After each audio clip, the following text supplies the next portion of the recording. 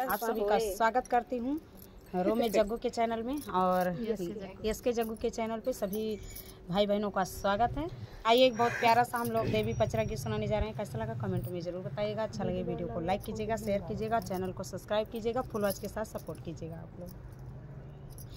मलिया लगावई मैया घने फूलवरिया हो मालिनिया सिंचैना हो मालिनिया सिंचैना मैया फूलवा के हरवा हो मालिनिया सिंचैना मैया फूलवा के पेड़वा हो मालिनिया सिंचैना चुनी चुनी फूलवा मालिन ढेरिया लगावई हो गजरवा गुथैना हो गजरवा गुथैना मालिन भरली डेलरिया हो गजरवा गुथैना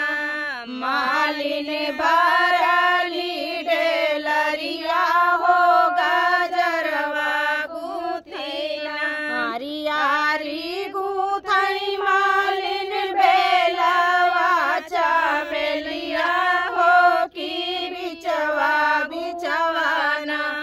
गुथई लालयाड़ा हुलवा हो की बिचवा बिचवाना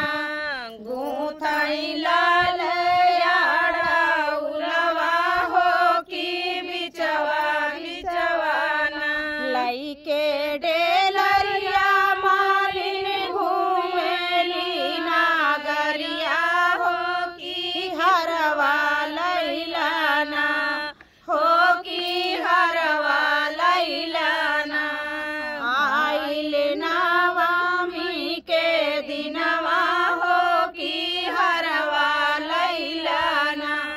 आइल नवमी के दिनवा हो की हरवा लैलाना मैया के मंदिरवा से बोलई सेवकवा हो